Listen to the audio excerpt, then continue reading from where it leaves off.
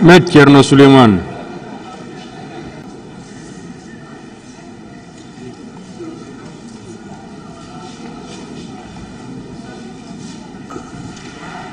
Avec votre permission. Oui, allez-y. S'il vous plaît, honorable membre du tribunal, je voulais faire une observation par rapport à l'intervention de mon distingué confrère qui débouche sur une demande, si vous le permettez. Allez-y. Merci, Monsieur le Président. Et il vous souviendra qu'à l'audience du 4 octobre 2022, mon distingué confrère ici présent avait produit des documents, dont un procès verbal de constat, de déclaration affirmative.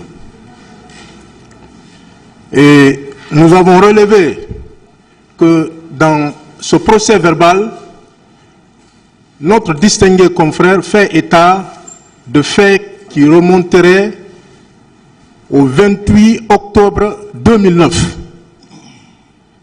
Des faits qui n'ont absolument rien à voir avec les événements qui se sont déroulés au stade du 28 septembre, le 28 septembre 2009. Notre distingué confrère indique qu'il n'était même pas là le 28 septembre 2009. Il était à l'étranger. Et que le 28 octobre 2009, ils observaient une grève de la faim à Dixine, lorsque mon client est venu les trouver là. Donc, il relate par la suite, ils se sont retrouvés au camp Alpha Yaya. La défense du colonel Moussa Tcheboro Kamara estime que ces faits n'ont aucun lien avec les événements du 28 septembre 2009. Quand on parle des événements du 28, on va vous dire tout à l'heure et les jours suivants. Quand on parle des événements du 28 septembre et jours suivants, c'est les 2 ou 3 jours qui ont suivi. Pas un mois après. Aucun lien de connexité, Monsieur le Président. Et mon distingué confrère sait pertinemment qu'il était avec d'autres avocats en ces lieux.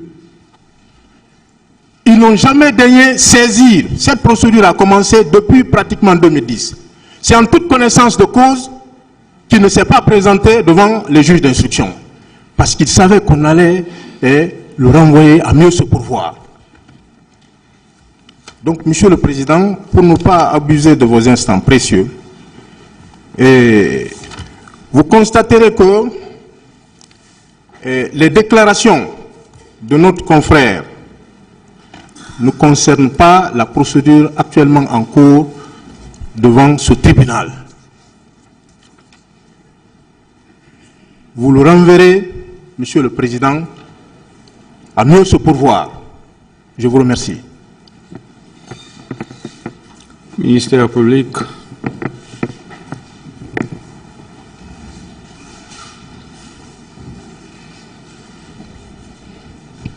Merci, Monsieur le Président.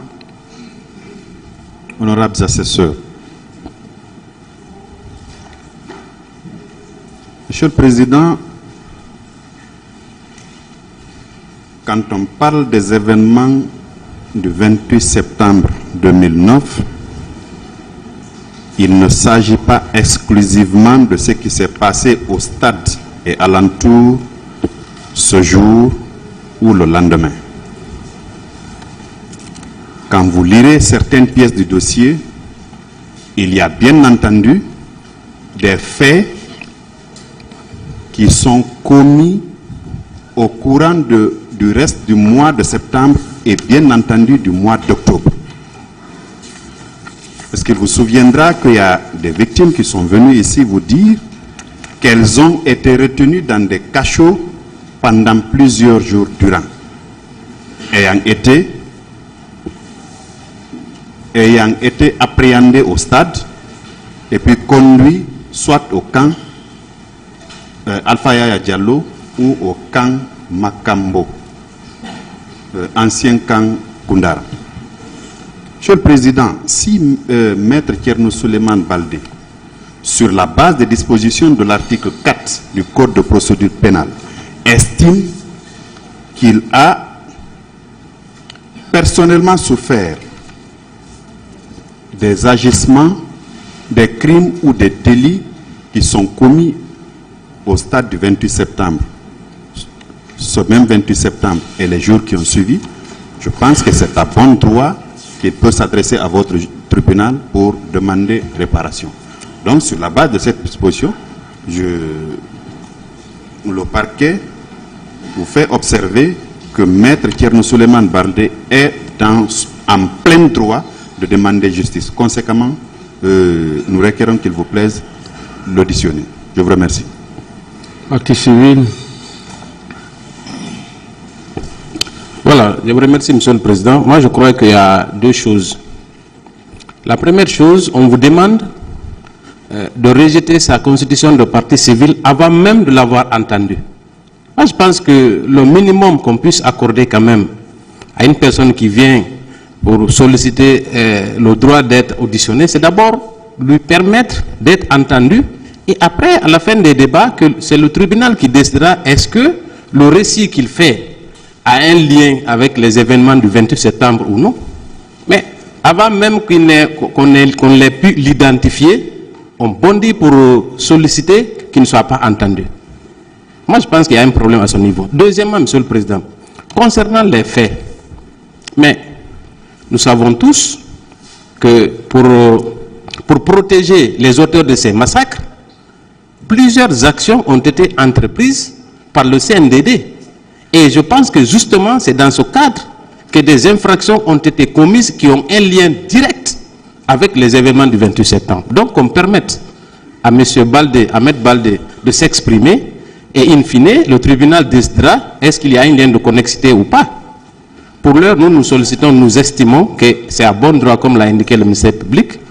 Il a le droit de venir et de se faire auditionner devant ce tribunal. Donc, nous vous demandons de passer outre la demande de la défense qui est mal fondée et de permettre à M. Souleymane d'être entendu. Je vous remercie, Monsieur le Président, pour votre patience. Monsieur le Président. Le tribunal va décider pour qu'on puisse avancer.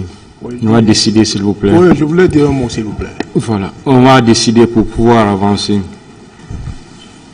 Sur la base des dispositions des articles 4 et 486 du Code de procédure pénale, le tribunal a décidé d'entendre Maître Thierno Souleymane Baldé.